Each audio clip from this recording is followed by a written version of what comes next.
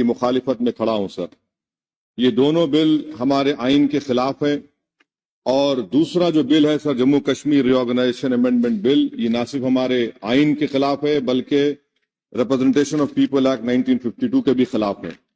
Sir यहाँ पर क्योंकि वक्त बहुत कम है, मैं इस कम वक्त में इस ऐवान के सामने इस बात को रखना जरूरी समझता हूं कि जिसमें कहा गया कि डिस्प्लेस पर्सन का जो डेफिनेशन दिया गया है, इसमें मैं हुकूमत से जानना चाहता हूं कि क्या यह बात सच नहीं है कि 1989 में कारण में, करना में, पूंछ में, रजौरी में जब फौज हमारी वहां पर गई थी तो 28 गांव के लोग हमारी वतन अजीज की सरजमीन छोड़कर पड़ोसी मुल्क में चले गए।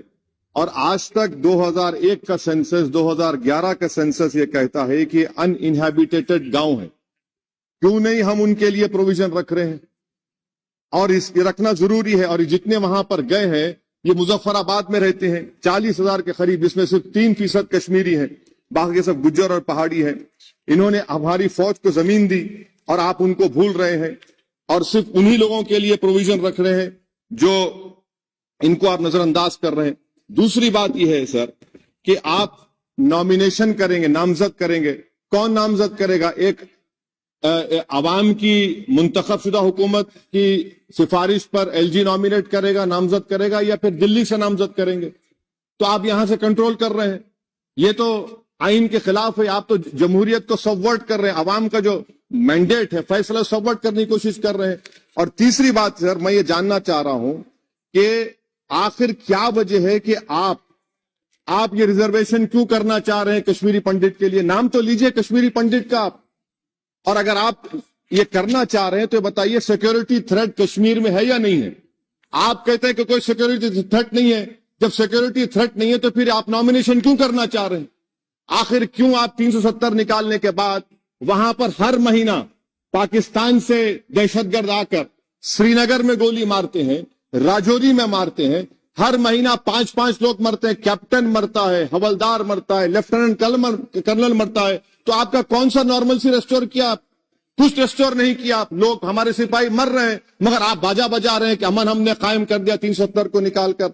सर जम्मू के डोगरा लोगों का बहुत बड़ा नुकसान आपने कर दिया। 112 राइस मिल थे, अब सिर्फ 6 राइस मिल बचे हुए हैं। बताइए आपने कौन सा बड़ा तीर मार दिया 370 निकालकर? पूरा पंजाब से लोग आकर जम्मू को टेक ओवर कर रहे हैं, वहां का पॉलिटिकल इक्विलिब्रियम आपने डिस्टर्ब करके रख दिया। चेंबर ऑफ कॉमर्स के रोज लोग रहे, सेक्रेटेरिएट आप मुंतकिल करते थे अभी विंटर में, पूरा जम्मू की इंडस्ट्री को आपने बर्बाद कर दिया, पूरे होटल खाली है। तो और आखिरी बात सर, मैं हुकूमत से जानना चाह रहा हूं कि एक आपके इंडस्ट्रियल एस्टेट में एक कमरा आपने बनाया है क्या? बताइए भाई, अंबानी साहब है, अदानी साहब है, टाटा साहब है, सब है, आपने एक कमरा नहीं बनाया वहां पर। एमओयूज तो करोड़ रुपया के हो गए, आपने ख्वाब तो इतने दिखाए मगर वो बेचारे वो ख्वाब तो पूरे नहीं होते कश्मीर के लोगों के लिए।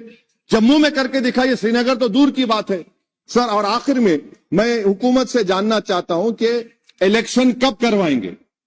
24 का इलेक्शन तो आप करवा लेंगे, आपने जेरीमैंडरिंग करके आपने कॉन्स्टिट्यूंसीज बना दिए वहां पर, मगर अब भी आपको डर हो रहा है।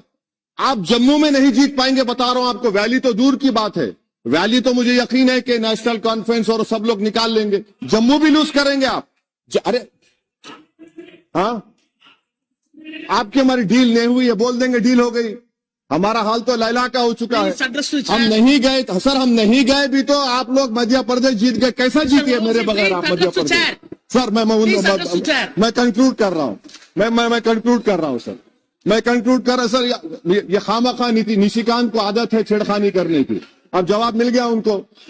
तो सर मैं हुकूमत से जानना चाह रहा हूं कि आप असेंबली के इंतखाबात कब करवाएंगे और आप क्यों लद्दाख में उनको सेफ्टी दे रहे हैं? आपने 370 निकाला क्यों? लद्दाख का इलेक्शन तो आप हार चुके हैं वहां पर लोकल बॉडी का। तो फौरन आप इंतखाबात करवाइए ताकि वहां पर जमहूरियत बहाल हो सके। कब तक दिल्ली से हुकूमत करेंगे? इसीलिए मैं दोनों बिल की मुखालिफत करता हूं। शुक्रिया सर।